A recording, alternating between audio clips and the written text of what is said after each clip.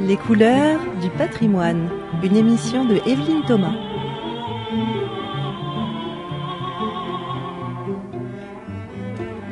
Bienvenue dans les couleurs du patrimoine où nous parlerons aujourd'hui peinture en compagnie de mon invitée Sabine de Freitas qui est restauratrice en peinture. Bonjour. Bonjour Evelyne. Merci d'être venue à nos studios pour évoquer la peinture, la restauration de peinture. Alors vous avez un atelier à Chenonceau, c'est bien ça? Tout à fait, oui, à Chenonceau. Qui s'appelle l'atelier du passé-présent. L'atelier du passé-présent, un joli titre. On le trouve facilement cet atelier? Oui, on le trouve assez facilement puisque le bourg est petit. C'est dans le centre? Voilà, c'est un petit peu décalé du centre. Mais bon, on le trouve surtout sur les chantiers. Hein. Oui, parce que en fait, vous n'êtes pas restauratrice de tableaux, mais plutôt de peinture murale, c'est bien ça? Tout à fait, c'est ma spécialité, oui. Donc vous ne travaillez pas dans votre atelier? Très rarement, sauf exception. Voilà. Alors comment devient-on restauratrice de peinture? Alors, vous avez eu cette idée très jeune? Oui, très jeune. En fait, j'ai voulu travailler pour le patrimoine, pour sa sauvegarde très jeune. J'étais promenée par mon papa qui était photographe amateur sur la région parisienne. Et il aimait entrer dans les arrière-cours des immeubles parisiens. Et donc, il m'a fait visiter voilà, ce petit patrimoine et les plus grands. Et notamment, à 12 ans, il m'a fait entrer dans la basilique Saint-Denis. Et ce jour-là, j'ai décidé que je ferais un métier lié à la sauvegarde vraiment du patrimoine. Quelle merveilleuse formation. Oui, tout à fait, oui. Et ensuite, vous avez suivi des écoles? Alors oui, après avoir passé un baccalauréat, lettres et arts, je me suis dirigée vers l'école du Louvre. Donc en histoire de l'art et où j'ai pris en spécialité archéologie chrétienne et peinture décorative. Ce qui vous amène à travailler sur les peintures des églises. Il y a souvent des peintures dans les églises. Oui, tout à fait. Voilà. Donc j'ai eu la chance de commencer d'abord mon métier de restauratrice au château de Chenonceau. Oh, c'est un bon début. Voilà, c'est pour ça que j'ai quitté Paris et je n'y suis pas retournée. Je suis tombée amoureuse de la région. On vous comprend. Voilà. Et puis en fait, et de Chenonceau d'ailleurs. Et donc je travaille énormément dans les églises, les châteaux et des plus petits patrimoines. Mais il y a énormément, surtout en région de Touraine, il y a énormément de peinture murale en fait. Et vous avez appris aussi auprès de maîtres restaurateurs? Tout à fait. J'ai eu la chance de travailler 8 ans pour un spécialiste de la peinture murale qui est basé sur Blois, Monsieur Moulinier. Ah oui. Et voilà, et qui donc qui m'a appris les techniques de restauration liées vraiment à la peinture murale, et c'est ce qui m'a passionnée. Parce que il y a peu de spécialistes peinture murale en France, et c'est un métier qui est lié à l'architecture, au bâti, et donc c'est extrêmement riche en fait au niveau connaissance. On doit beaucoup apprendre sur et l'architecture et l'ornementation, et beaucoup aussi en iconographie. Moi, ça me passionne en fait. Je suis une passionnée d'iconographie maintenant. Savoir ce que représentent les scènes, les sujets, complètement. Les décrypter. Ah oui, vraiment. Trouver les saints justement grâce à leurs attributs. Voilà, ce genre de choses. C'est devenu une passion. Identifier un personnage. Tout à fait. Et une époque d'ailleurs. Voilà. Et alors les techniques sont très différentes en fonction des lieux, en fonction du temps. Ah oui, tout à fait. Alors nous pouvons travailler sur des périodes très anciennes et en fin de compte des techniques très solides. Ça va être la fresque, la technique à fresque, donc qui consiste à poser des pigments dans un enduit frais. Donc l'enduit en séchant emprisonne ces pigments, il se forme une couche de calcaire et donc ça devient dur comme de la pierre. Donc ce sont des techniques que j'ai pu restaurer. J'ai pu restaurer des fresques du 9e siècle. Et j'ai pu aussi restaurer donc des fresques du 11e, 12e. Ensuite, il y a les techniques de peinture à la détrempe. Qu'est-ce que c'est? Alors la peinture à la détrempe, en fait, c'est un pigment qui est posé à sec, donc une fois que l'enduit est sec, et qui est lié en fait avec un liant organique. Donc on va trouver dans les détrempes, on va trouver la tempéra qui est le liant à l'œuf, on va trouver des liants caséine, des liants colle de peau par exemple, et puis des liants un peu plus récents à base d'huile. Et ces techniques à sec sont arrivées après? Après, voilà. À partir du XIIIe siècle, en fait, on commence à trouver des techniques à mezzo fresco, c'est-à-dire que les décors étaient commencés à fresque et terminés à sec, manque de temps. En fait, puisqu'il fallait travailler en giornata. Il faut savoir qu'en fresque, on fait à peu près, en une journée, on fait 80 cm² à peu près. Voilà. Effectivement. Donc les techniques à sec sont tombées à point, on va dire, pour les artistes. Par contre, ce sont des techniques qui sont beaucoup moins pérennes. Vous avez commencé votre carrière à Chenonceau, vous disiez dans cette introduction. Vous avez travaillé sur quoi à Chenonceau? Alors j'ai eu la chance de travailler sur les plafonds et les cheminées, donc plafond, corniche. J'ai eu cette chance parce qu'en fait à la sortie justement de l'école du Louvre, j'ai été suivie par les propriétaires du château qui étaient clients de ma maman coiffeuse. Donc ils m'ont suivie de toute petite et en fait ils sont vraiment devenus mes mécènes. C'est-à-dire que quand j'ai fini mes études, ils m'ont dit on a un petit château à restaurer en Touraine et voulez-vous venir voir ce qui se passe? Donc j'ai dit oui et j'ai eu la chance donc de travailler 2 ans sur ces plafonds. Seule, vous vous êtes lancée comme premier chantier sur les plafonds? Oui, comme premier de chantier, oui. C'est extraordinaire. Oui, j'ai eu la chance vraiment qu'on m'ait fait une confiance extrême. Oui, oui. Alors ensuite, vous avez travaillé sur quel chantier? Vous pouvez nous en raconter quelques-uns? Ah oui, alors justement, je parlais des fresques. J'ai eu la chance de travailler donc avec Monsieur Moulinier sur les fresques de la vallée du Loir. Donc toutes ces petites églises comme Saint-Jacques-des-Guérets, notamment, qui est une église assez connue par ses fresques monumentales. Donc toutes ces petites églises, Huisseau-en-Beauce, Bonnevaux. J'ai travaillé au château de Blois aussi. Nous avons eu 5 ans de restauration. Nous étions 2 ateliers, une trentaine. Il y avait 3000 mètres carrés de peinture à restaurer. Donc oui, 50 chantiers. Pas seul. Non, pas seul. Et j'ai travaillé sur le château de Durtal, donc un petit peu plus dans le Maine-et-Loire, avec Monsieur Moulinier. Et puis depuis, et beaucoup d'églises et de lieux moins connus. Et depuis que je travaille seule, à nouveau, puisque j'ai travaillé seule, je suis allée avec Monsieur Moulinier, je suis à nouveau à mon compte depuis 4 ans. Et donc j'ai travaillé sur des peintures comme un ancien prieuré qui est proche de Baugé, donc pas très loin de Saumur, où j'ai eu la chance aussi de restaurer des peintures murales du XVe siècle. Et alors là, c'était exceptionnel, puisque en peinture murale, on a beaucoup de supports en fait. On peut se retrouver sur des supports d'enduit, des supports de pierre, de bois, de torchis. Et moi, j'ai eu la chance, sur ce chantier-là, de travailler sur tous ces supports. Ah, c'était très varié. Très varié, voilà. Il y avait la cheminée et les ébrasements en pierre. Il y avait un mur à pans de bois. Donc, j'ai travaillé sur le bois, le torchis. Les solives étaient peintes aussi. Et le reste des murs était en enduit. Donc, c'était un très, très beau chantier. Ce sont les propriétaires qui vous avaient demandé de venir, qui étaient tombés amoureux de cette maison? Voilà. En fait, ça a été un achat coup de cœur. Oui. Ils sont passés devant. Ils se sont arrêtés, il y avait justement une visite, le manoir était à vendre, et quand ils sont entrés, ils ont cassé la visite, on dira, et en fait ils ont dit qu'ils achetaient. Voilà, c'était vraiment, et c'était une ruine, hein. Donc je trouve que c'est vraiment une très belle histoire. Ce sont les peintures qui les ont incités à acheter? Alors le manoir l'ancien prieuré vu de la route, et effectivement quand ils ont vu qu'il y avait des traces cachées sous des badigeons de peinture, ils ont dit allez, on se lance. Qu'est-ce que vous avez fait comme découverte dans ce manoir? Alors, ce qui était exceptionnel, c'est que sous ces peintures, on a découvert des décors qui étaient typiques de l'époque du roi René d'Anjou, donc le bon roi René. Et ces décors donc sont beaucoup à motifs floraux. Et il y a aussi des grandes figures de saints. Donc ça devait être la pièce de réception du prieur. Donc on a trouvé un Saint-Pierre, une Sainte Marguerite protectrice. Il y a aussi une magnifique crucifixion avec un Saint-Jean et une Vierge Marie éplorée au pied de la croix. Il y a un grand Saint-Christophe et puis une sainte que nous pensons être Sainte Barbe. Avec une tour. Voilà, mais la tour est tellement ruinée, il y a quelques traces. Donc je pense quand même que nous étions face à Sainte Barbe. Vous parliez de motifs floraux. Au temps de René d'Anjou, il y a beaucoup de motifs floraux sur un peu tous les supports, pas seulement dans la peinture. On retrouve ça dans tous les arts. Ah oui, complètement. C'est vraiment l'apogée, je dirais, en fait, le jardin rentre dans la maison. Je pense que c'est vraiment ce qui s'est passé à cette époque.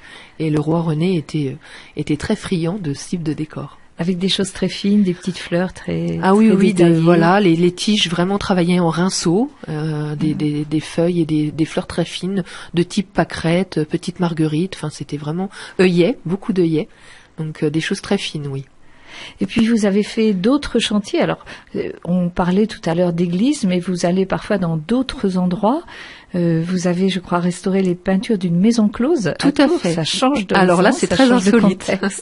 Tout à fait, oui. Et alors j'ai fait une première partie l'année dernière, et là je suis à nouveau donc sur une deuxième tranche de travaux. Il faut la citer. C'est l'Étoile Bleue. C'est l'Étoile Bleue à Tours, tout à fait. L'Étoile Bleue à Tours. Cette maison qui est très connue en fin de compte des Tourangeaux, oui. Puisqu'il y a eu dans les années 80 tout un plan de sauvegarde. Les Tourangeaux se sont ligués contre la destruction de ce lieu, ont signé des pétitions. Enfin, c'est un lieu emblématique de Tours, tout à fait. Et oui, les Tourangeaux se sont vraiment mobilisés pour défendre leur patrimoine. Ah oui, complètement, oui. Mais je trouve que les Tourangeaux sont très attachés. On le ressent vraiment beaucoup à leur patrimoine. Alors nous allons continuer sur cette maison de l'Étoile Bleue après une pause musicale où nous allons entendre Pascal Bocquet nous jouer du luth.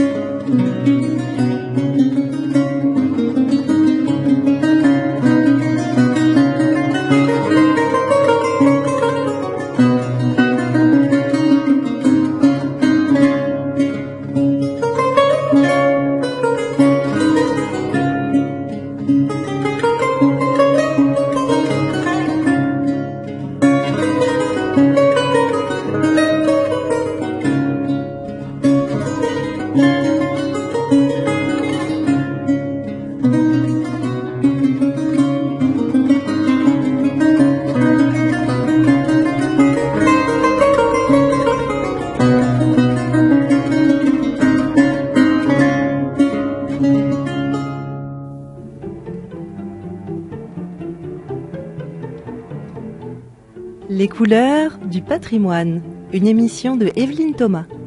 Dans les couleurs du patrimoine, je reçois aujourd'hui Sabine de Freitas, restauratrice de peinture, qui a son atelier à Chenonceau, en Touraine, l'atelier passé-présent à Chenonceau. Et Sabine, vous nous parliez avant la pause musicale de cette passion que vous avez pour la restauration de peinture. Vous avez commencé à Chenonceau, excusez du peu. Vous avez travaillé seul, vous êtes lancé sur les plafonds, les solives, les poutres de Chenonceau. Et puis vous avez été amené à travailler avec Monsieur Molinier dans des églises. Maintenant vous êtes seul, lancé. Et vous travaillez aussi, vous nous avez raconté l'histoire de cette belle rencontre dans un prieuré du Maine-et-Loire.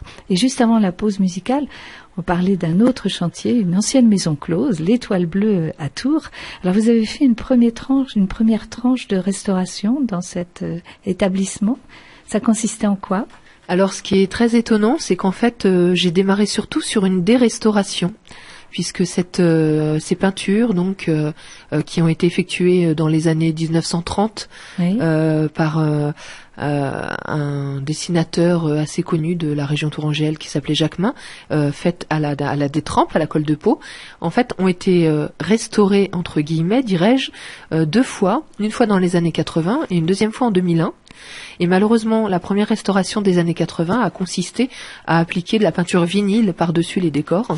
Donc il a fallu faire c'est pour ça que j'ai travaillé vraiment sur la première tranche sur un seul panneau. Il y a 5 panneaux dans la maison close, et il a fallu que je dérestaure complètement, que j'enlève le vinyle. Sans enlever le reste. Sans enlever le reste. Et ce qui a été très compliqué, c'est qu'en fait, la personne qui avait repeint avait arraché les décors en dessous, avait gratté en fait, parce que ce n'était pas quelqu'un qui savait restaurer.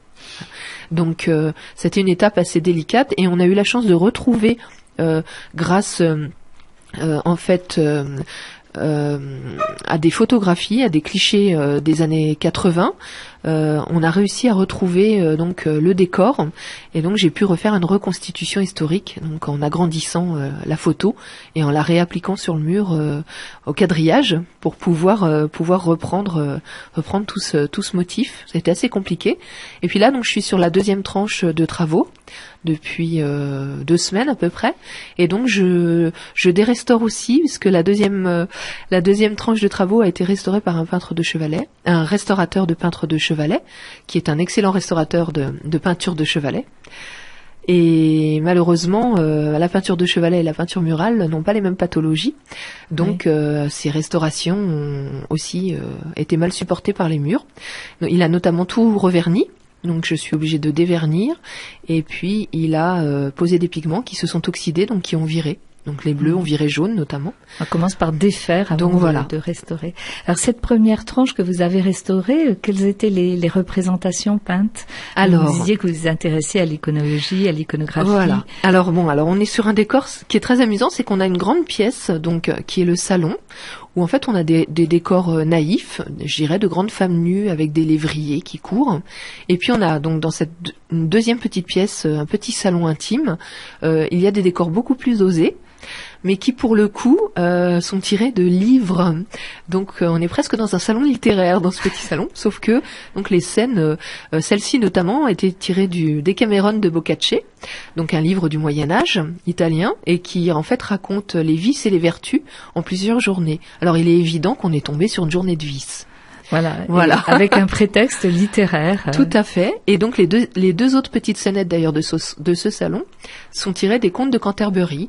Donc on est aussi sur une scène très osée. Donc celle des contes de Canterbury, ce sont des faunes qui courent après de jeunes vierges et évidemment les violent. Et sur l'autre scène, donc tirée du Decameron de Boccace, c'est en fait une scène d'amants, maîtresse et mari, donc aussi très osée. Un contexte évidemment qui s'y prête. Complètement. Et je pense que cette pièce d'intimité qui servait surtout à faire passer des personnes d'un niveau, enfin des hommes d'un niveau social un peu plus élevé, sans être vus du salon, puisque le salon servait de bar, ils pouvaient y passer pour aller dans les chambres. Je pense qu'on a travaillé un petit peu plus justement sur le sujet pour avoir un côté érudit, bien que très osé. Voilà. Et alors là, vous allez commencer une deuxième tranche de restauration. De quoi s'agit-il? Oui, alors donc là, en fait, je dois surtout dévernir donc les panneaux, notamment du salon. Mais c'est un autre salon, c'est ça? C'est le salon où il y a les peintures naïves, en fait, donc qui représentent des femmes et des lévriers, des femmes nues qui courent. Et donc là, il faut que je dévernisse. Enfin, j'ai déverni déjà, et je dois reprendre. J'ai enlevé les repeints, et je dois donc reprendre après avoir consolidé et fait quelques coulis, puisque le plâtre se décolle un petit peu. Je vais devoir retoucher avec des pigments qui, ce coup-ci, ne bougeront pas. Vous avez travaillé dans d'autres chantiers de la région récemment? Oui, tout à fait. Je viens de terminer un magnifique chantier déjà dans le Loudanais. On n'est pas très loin, vraiment à la limite Touraine, au château de la Grande Jaille à Saint-Marceul, où j'ai pu restaurer une magnifique cheminée du début XVIIe, sculptée, polychromée et dorée. Donc j'ai vraiment pris un grand plaisir à la restaurer, quelque chose d'assez exceptionnel qui a certainement été peinte donc au début du XVIIe siècle par des artistes florentins, donc un travail tout en finesse. Et puis je viens aussi de terminer la restauration en collaboration avec Corinne Tual, qui est fresquiste restauratrice, et Alessandro Cadena, qui est maçon du patrimoine, le chantier de la restauration de la Villa Rose à Saint-Aignan. Donc sous l'égide de Corinne Tual, et donc nous venons de terminer cette restauration pour laquelle vous avez eu un prix, je crois. Tout à fait. Vous allez recevoir incessamment. Voilà, tout à fait. Nous avons concouru au Geste d'Or, qui est un prix donc qui ressemble un petit peu au fait au label du meilleur ouvrier de France, mais qui, au lieu de comment dire, un métier. Voilà, c'est un chantier. Voilà, c'est un chantier plutôt qu'un chef-d'œuvre qu'on prime. Et donc là, c'est ce chantier-là avec un travail d'équipe, un respect de la déontologie, un partage. Voilà, donc c'est vraiment tout ce qu'on a fait tous les trois sur ce chantier. En quoi consistait-il ce chantier? Alors ce chantier consistait à restaurer des sgraffitos à fresques, donc des années 20 qui ont été faits par des artistes florentins. On y revient, ils sont venus beaucoup nous faire des merveilles en France. Et donc ces fresques sont sur une façade de maison. Et cette façade de maison a subi évidemment les intempéries, des problèmes d'infiltration dus à une toiture terrasse qui avait été mal conçue. Et donc il a fallu conserver, on a été obligé aussi de purger certaines zones, mais aussi conserver et faire des déposes, donc un travail extrêmement technique, justement très proche des techniques italiennes de restauration que j'affectionne particulièrement, puisque elles sont beaucoup plus naturelles, sans résine on va dire qu'en France, donc on a pu vraiment travailler là-dessus. Et on a eu 6 mois de chantier, donc ça a été assez énorme. Elles représentent quoi ces fresques donc de sgraffito, donc c'est un enduit qui est gratté. Elles sont déjà exceptionnelles et uniques en France puisqu'il y a 3 couches d'enduit gratté, ce qui est exceptionnel. On tombe en général sur 2 couches et elles représentent des corbeilles de fruits. Alors c'est typiquement art déco, mais avec vraiment une influence italienne. Donc vous allez voir des corbeilles de fruits, cornes d'abondance, des petits putti qui se promènent à demi nus, mangeant des grappes de raisin par exemple, et une superbe femme allongée en ode justement à la vigne et au raisin. Donc sur les façades de cette maison. Peut-on les voir de la rue ou elles donnent sur une cour? Complètement, on peut les voir de la rue, de la grande avenue qui est tout près de la place Wilson à Saint-Aignan. Mm-hmm. Et donc ce geste d'or, ce prix, nous l'avons reçu au Salon du Patrimoine samedi dernier, le 8 novembre. Nous avons été très touchés de recevoir ce prix parce que c'est un petit peu une reconnaissance pour un long labeur, oui, pour un chantier mais pour aussi des années de travail. J'imagine, oui. Et vous avez d'autres projets actuellement? Alors, il va falloir que je retourne faire un petit tour au château de Chenonceau, parce que j'ai fait des consolidations. En fait, j'ai posé des pansements sur les corniches de la chambre de Gabriel d'Estrée. Et donc, ça fait bientôt 1 an. Donc, il va falloir passer à l'étape de conservation-restauration maintenant. Et puis, il y a plusieurs projets en cours, donc avec ma collaboratrice, justement, de création de sgraffito. Mais nous attendons les validations de devis pour pouvoir en parler. Bien sûr. On peut vous trouver dans votre atelier, vous y passez parfois? Alors j'y suis de temps en temps, mais j'ai plutôt un blog qui permet de savoir où je suis. Oui, on peut donner toutes les coordonnées pour vous joindre. Alors tout à fait, c'est atelier du passé présent, donc tout attaché, .blogspot.com. Et sur ce blog, on sait un petit peu où je suis parce que j'ouvre mes chantiers. Moi, je suis très ouverte, je suis pour le partage. Voilà, et au fur et à mesure de la restauration, on peut voir les images.